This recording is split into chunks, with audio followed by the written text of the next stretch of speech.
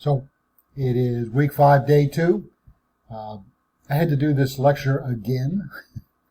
We lost power in Glenburn last night, right around the time I was recording this, right around in the evening meal hour. I was doing that, and that didn't work. So I came home today around noontime, and I'm starting to do it again, and we lost power again. So you can hear the generator.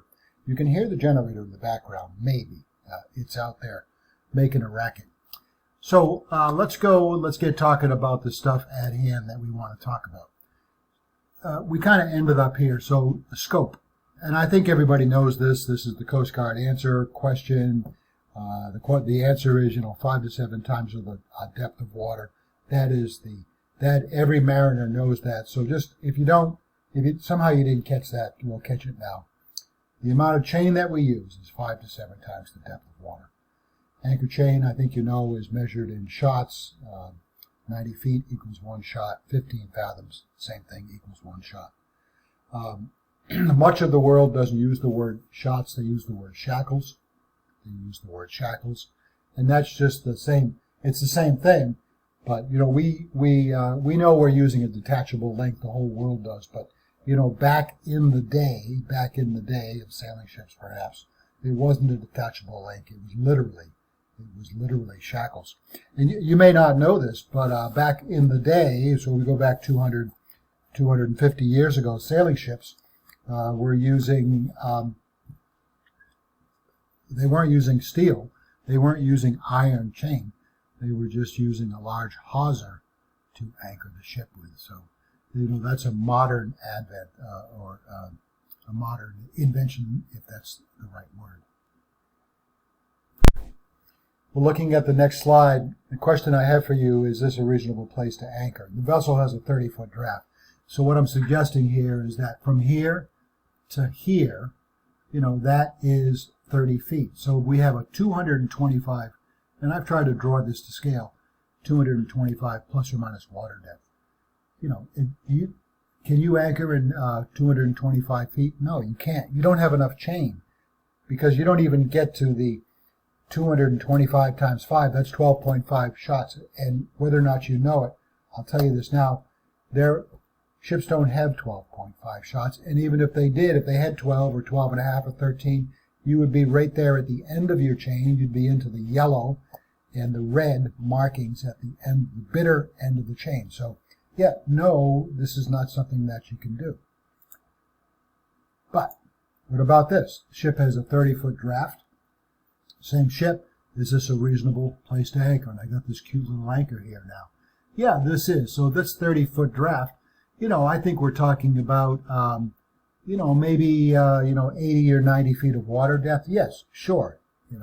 That would be 400 feet of a chain. And so, let's say we would go, let's see, what would that be? 6 or 7 shots of chain, right? 5 or 6 shots of chain probably. And that would depend on the water, the weather conditions of how much you put out. Either 5 or 7 or maybe even a little bit more. I know there's captains who are at times, they don't even put out the 5. But that is extremely good conditions where, you're not expecting any weather. Maybe you're only going to be laying there for a short amount of time. But, every person's going to have to decide that for themselves. But you got the rule of thumb, and that's the Coast Guard answer.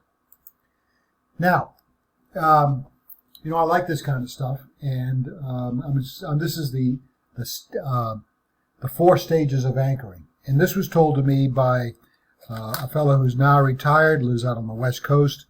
He was a captain. He is a captain. His name is Captain Gary, and Captain Gary was worked for a company called Sealand, and he was on some of the largest container ships on the West Coast. I sailed with him as third mate, second mate, and up to chief mate a number of times. And Gary taught me a lot. Captain Gary taught me a lot. And one of the things back when I was a third mate, it was over in the area right around the port of Gibraltar.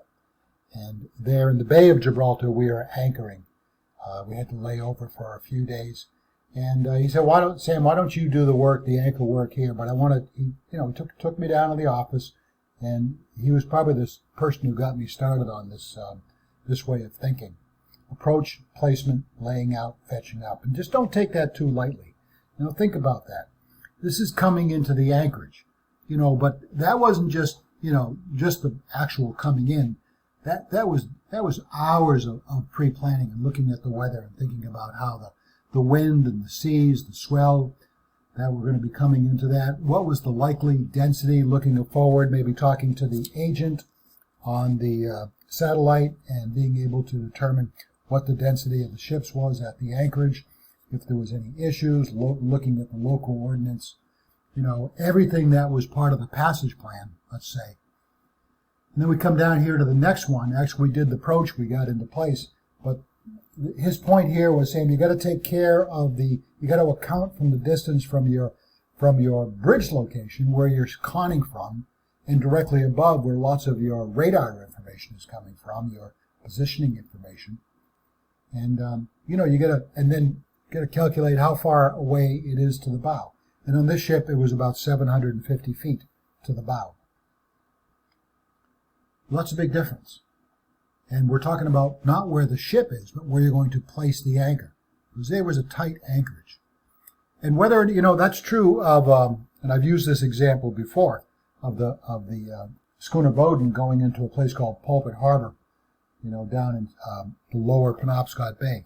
Pulpit Harbor is, when it's crowded in the summer and other moorings, there's not much room in there. So the placement of that anchor, I remember talking to Captain Chase about this, and we were just comparing notes and saying it's really the same.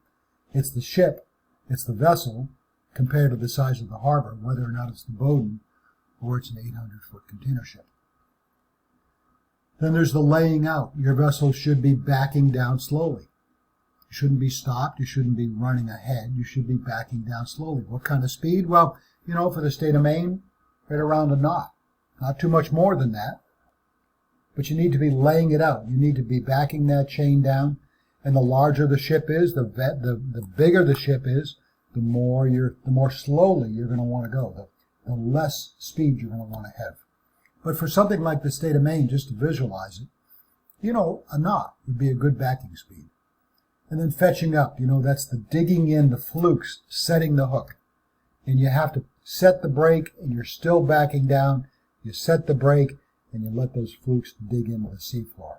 And that's called fetching up. Approach, placement, laying out, fetching up. That will be a question on the exam coming up.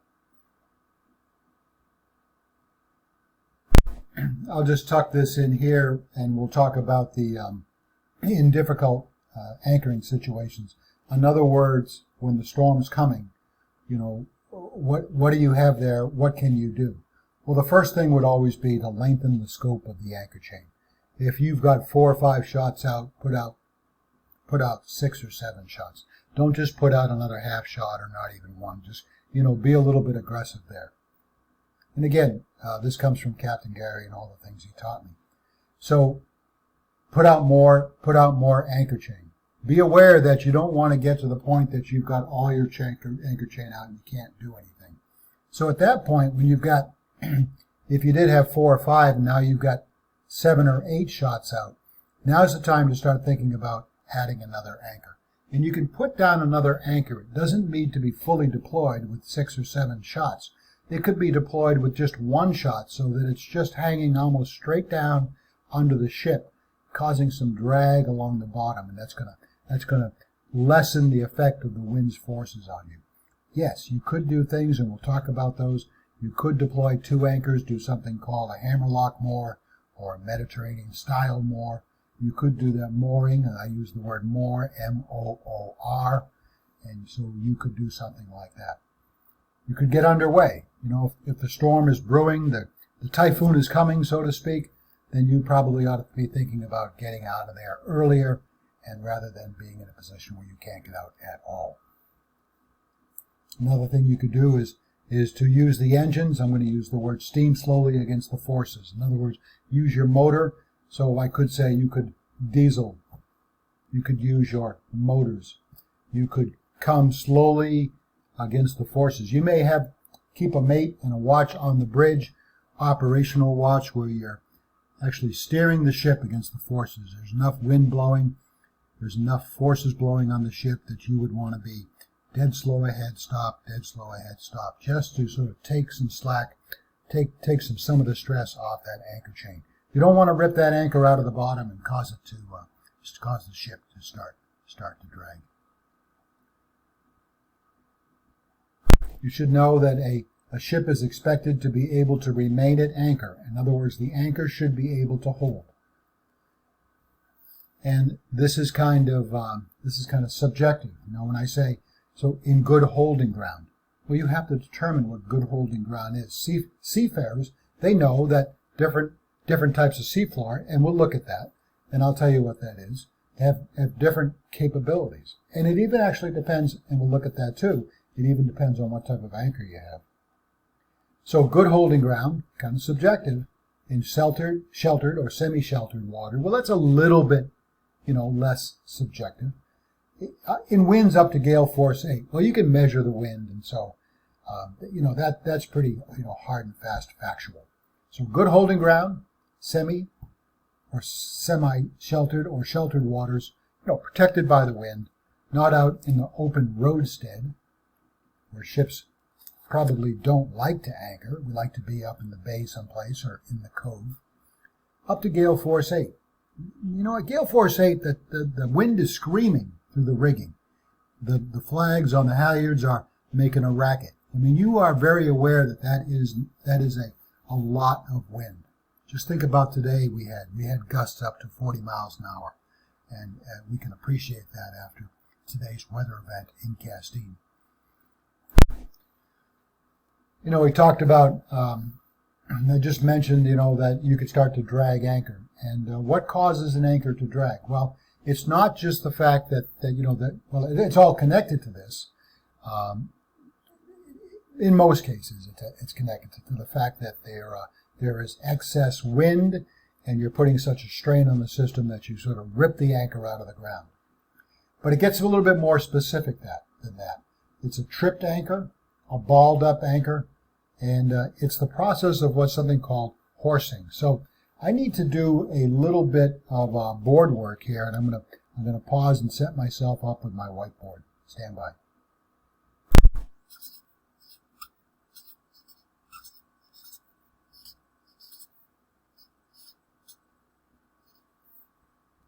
So this is a fetched up anchor.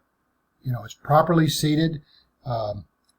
If we were to check this out, all of the flukes, much of the crown, only a little bit of the shank, it's all sort of sitting here.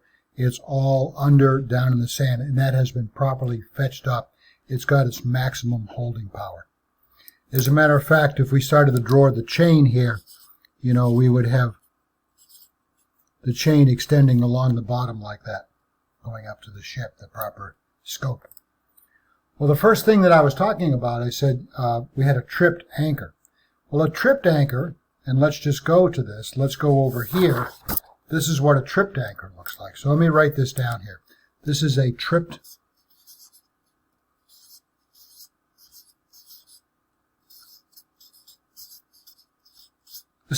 anchor. So now what we have,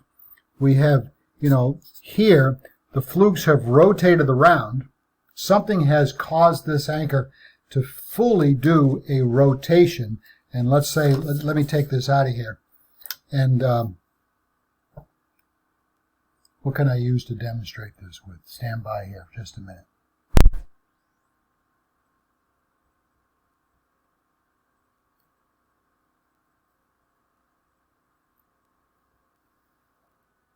Okay, does that approximate an anchor well enough? I think it does. And just whip that up here in the kitchen. So as we are setting that anchor, those flukes dig down in as we are pulling the anchor this way. Come down over here. It's going to start to dig in, and that anchor is going to bury itself below the ground level. It's going to be shielded. It's going to be set down below ground level or below seafloor level. And the flukes, and the only thing that you're going to see is, well, frankly, what we just drew. It's going to be something like this. You know, that's the view I tried to draw. And here's the anchor that's being pulled down, and the flukes are being set down. All right. Now, a buried but tripped anchor, something happens and the anchor trips, and as it pulls more, it rotates around like this as the strain is applied to the ring and on the chain. It ends up sitting in this position. So now we've got something that looks like this. Flukes up. Right? I'm going to go back to the black background. Flukes up. It's supposed to be flukes down, going into the mud, right? But now the flukes are up, looking like this. More strain is applied. More strain, the wind blows more, and it pops right out of the ground. Got to get that sound there. Pops right out of the ground. And that's why anchors fail. Well, what is that thing that causes, you know, that to happen? What causes an anchor? So, well, I don't have a big rock here, but what I've got is I got an apple representing that big underwater boulder, which is not sitting on the seafloor, but it's down embedded in the seafloor. So this anchor is coming down. One tip of one fluke hits it. It starts to rotate. And we keep applying force over here, pulling of the ship. It rotates, and until it's in this position here. It just took that boulder, might have been a big boulder, an outcropping of ledge, to tip this, and now this is pointing up.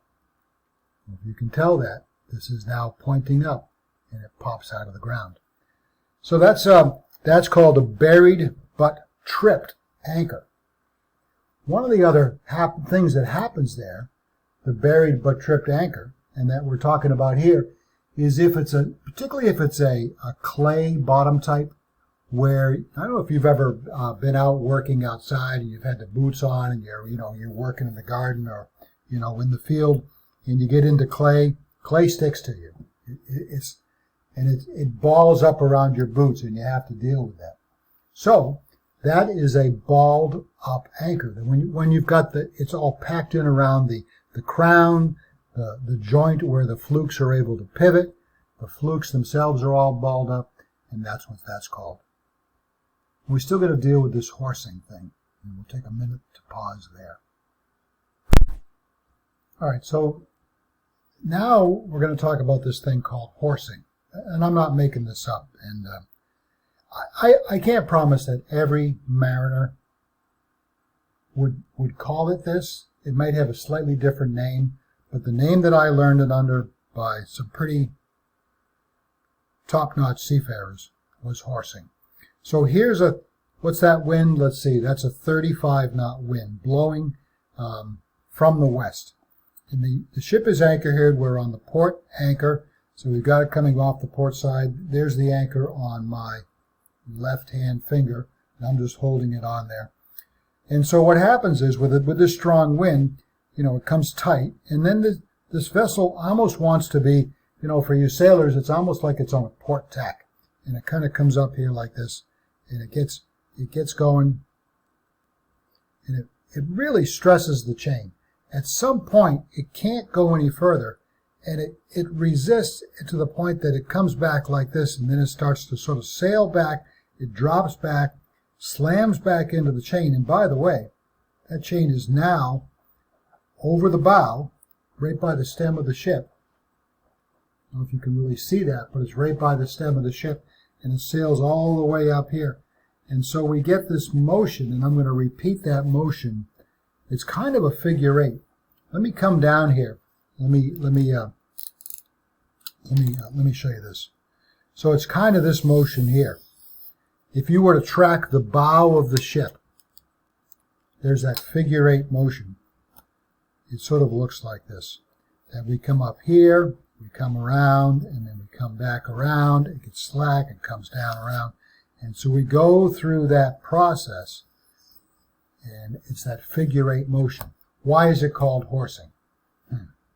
Why is it called horsing? Well, If any of you are farm kids, grew up around livestock, if you did that kind of stuff, you would know what I was talking about. Horsing.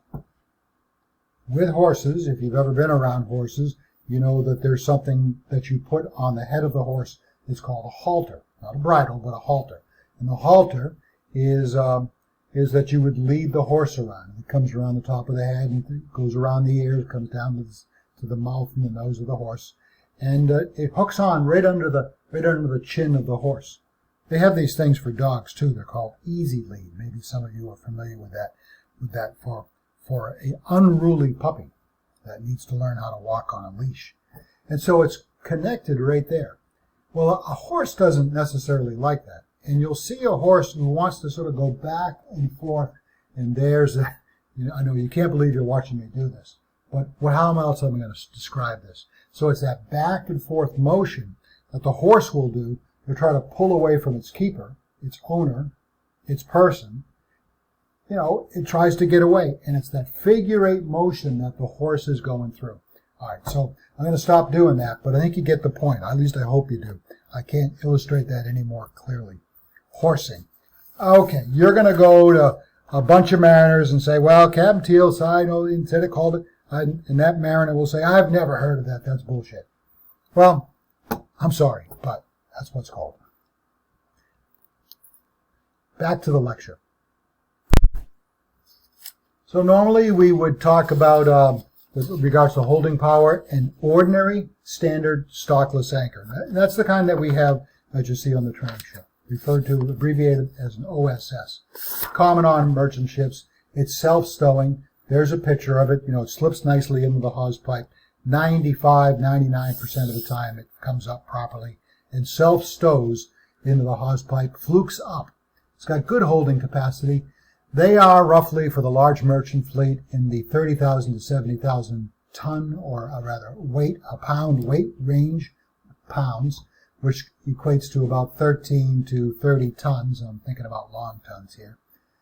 There are some problems with instability and rollover, and that's what rollover, when it hits that underground rock, and you get that tripped anchor, that's the stability of the anchor that allows that to happen. They are not roll or anti-roll stable. And a buried but tripped anchor, as we just talked about, could have only 50% of its holding power, and only a little bit more causes it to pop out like I just demonstrated.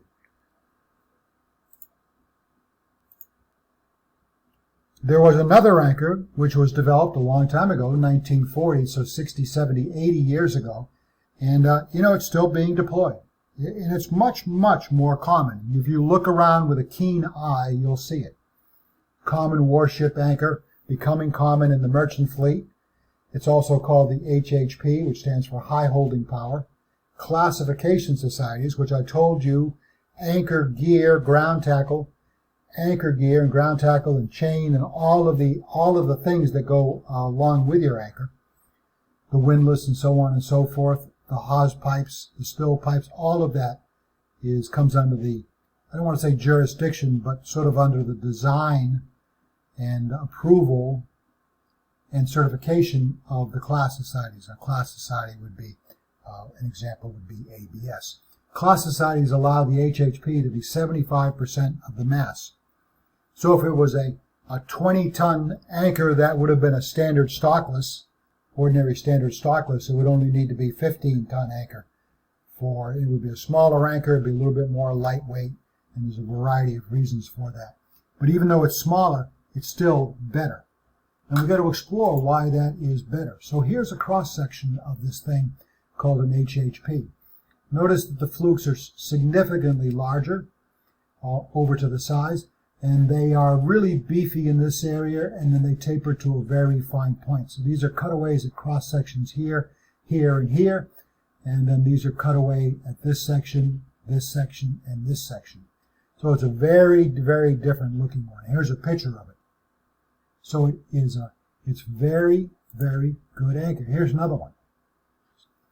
Slightly different design, but this would be an HHP. Got it?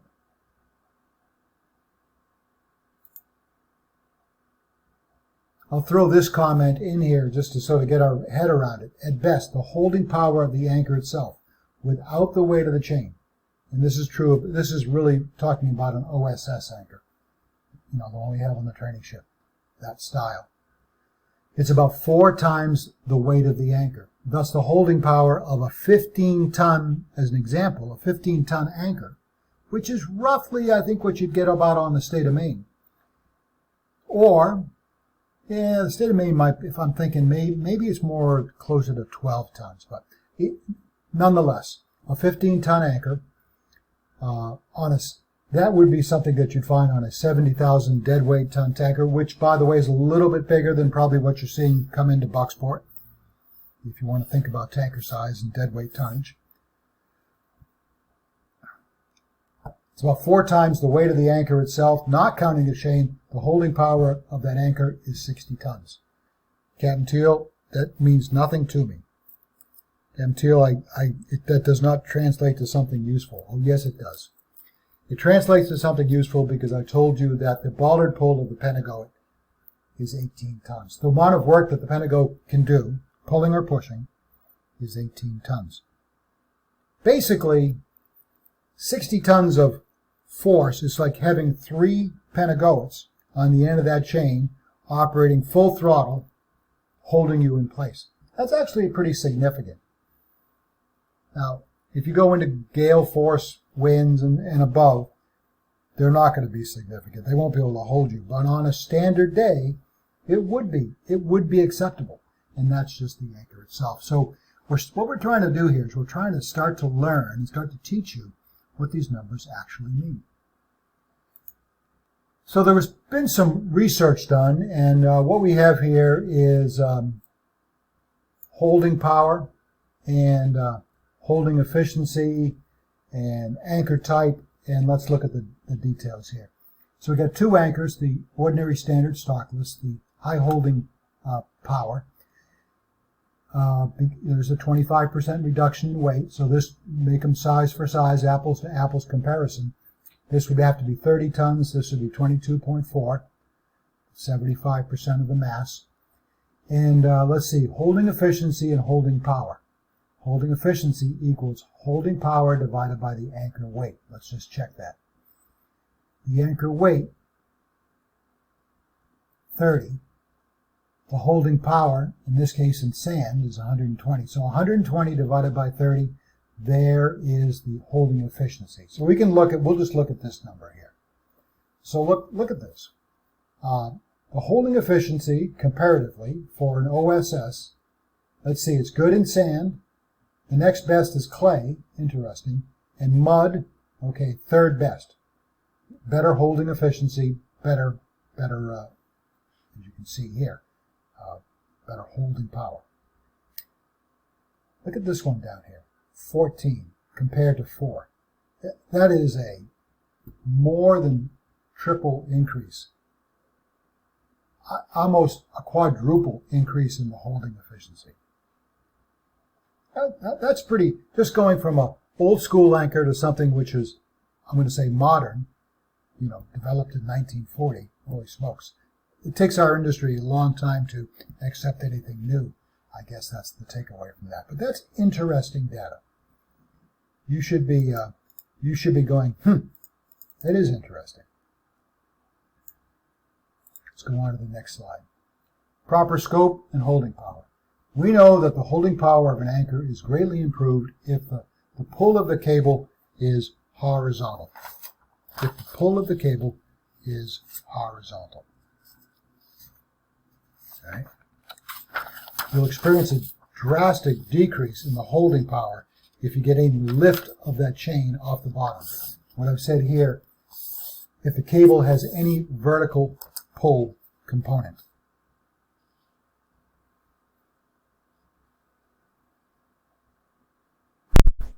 So here's our anchor set here, and we've got it. Here's the seafloor. The flukes are set correctly. It hasn't tripped. Everything's good. Here's the chain parallel or horizontal or flush with the bottom. So I'm going to let this blue rope now be the chain. And that has no vertical component. Vertical component is coming up like this, when this is actually 90 degrees, but here's 45 degrees. So here we have, let's say, 5, 10, and 15. Let's mark that. So here's 0, here's 5, 10, and 15. So there's a little bit, 5 degrees above the horizontal, 10 degrees above the horizontal, 15 degrees above the horizontal. Let's just mark that. 0, 5, 10, 15. And what that translates to, it creates some lift. When you have 15 degrees of pull, that starts to affect the shank and it starts to rotate the flukes back up again. When you're heaving anchor, that's what you're trying to do. You're trying to, by the very fact that you're heaving anchor, you're trying to go to a point where you are 60 or 70, if not 90 degrees above the anchor so that you can rotate that anchor out. Well, the point of the discussion we're having is this.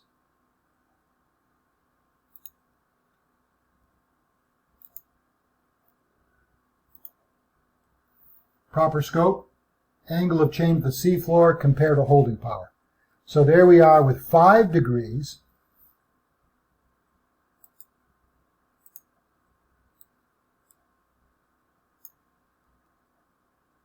With 5 degrees,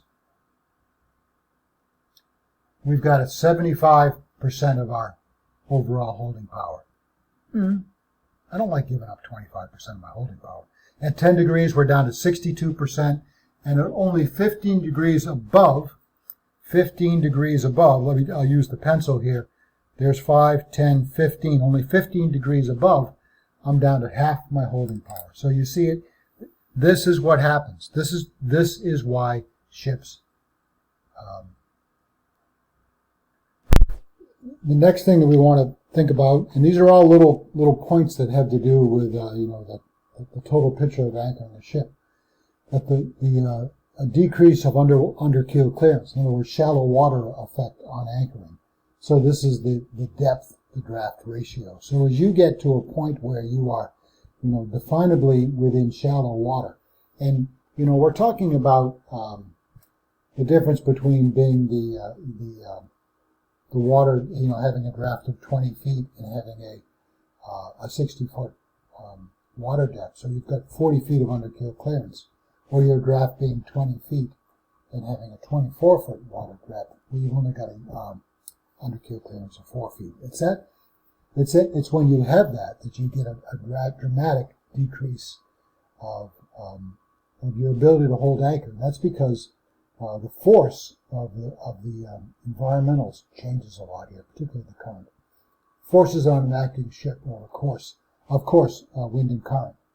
Research has shown that the depth-draft relationship, in other words, UKC, will affect the forces on an anchored vessel. Mostly this is, and I think I want to say exclusively, actually, it's the effect of the current. The second bullet, in other words, as the depth-draft ratio becomes less, the effect of the current just becomes greater.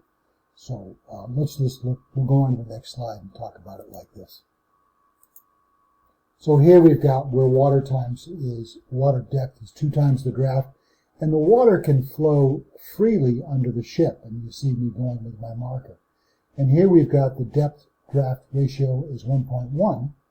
It's the water depth is only 1.1 times the draft. If this was 20 feet of draft, this would only be 2 feet of under keel clearance. And so the water can't flow freely underneath the vessel. And we could look at it in a different way as well. So we could look at it with this ship like this, a model ship, looking at this, and now, I've got about, you can see where I can put my hand underneath the ship. So up here, I could put, if the ship depth was, 20 feet, I've got lots of under keel clearance. But if I come down like this, where I'm really, really close and I've really squeezed in the bottom, I can see shadow underneath. I still could go down a little bit more and a little bit more. I am really close to the bottom. If the current were acting here and pushing, And if the current can't freely flow underneath the ship, it's going to have more effect on the side of the ship. Not only the side of the ship, but if it was bow on to you, you really can't see that very as well, but if it was bow on, if you've got a lot of under keel clearance that can flow freely under the ship, but if you're constrained by draft, it can't. And so that increases all of those pressures. And you think about, the Pentagoet scale of measurement. Those numbers become very, very large very, very quickly. I wanted to mention something about this, and you see what this slide says. It says static and dynamic loads on the anchor. Actually, I mean the ground tackle, the whole thing. So think about this for a moment. This will be brief. A static and a dynamic load. So a static load is like when you have just the weight of the anchor and the chain hanging from the hawsepipe. Maybe you're in deep water and the chain of the anchor hasn't hit the bottom yet. That is a static load. That's a static load. It's just hanging there. And you go a little bit deeper and the anchor goes onto the bottom, but you still have chain hanging there. There is still a static load. The anchor has been removed because the anchor's on the bottom. It's a static load. Dynamic load happens a couple of different ways. Dynamic load on the ground tackle comes when you get strong forces of wind and current. That puts extra force. But it also happens as you're using the anchor.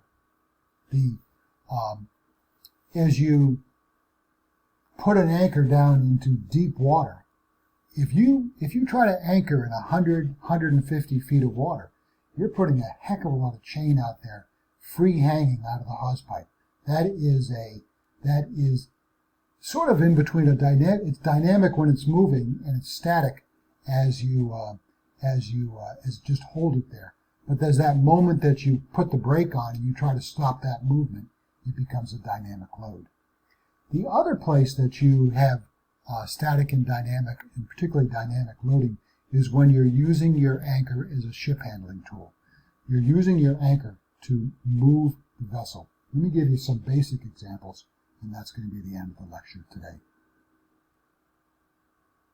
So look at this situation. Here's a ship tied up alongside the pier, and the anchor has been deployed. And this would be a static use of the anchor. The anchor is deployed. Now, it is the intent of that anchor being deployed just might be able to take some of the pressure off the ship banging up in the dock, and that might be in that a static use of anchor. But when you go to start heaving on that anchor, you put strain on that anchor chain, it changes. The reason that you put the strain on the anchor chain to start heaving in on it is to pull the ship off the dock. Instead of having a tug on the bow, you use your anchor windlass because you have preset the anchor. On your way into the dock, you put the anchor out here. You've paid out a shot or two of chain. It's laying along the bottom, and then it's coming up into the hawsepipe. Then you put it on the brake, and it's just sitting there. But when you start to pull it off, and that's going to make the bow of the ship move off as you heave on that anchor chain. Well, there's some interesting things. We'll talk about that in class. I'm going to ask you what you have done.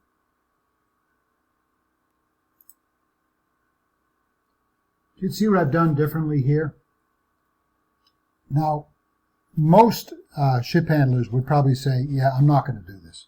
But there are places in the world where they purposely deploy the shoreside anchor. Do you see the subtle difference there? I'll go back to the previous shot. So there's the offshore anchor being used. But look at this one.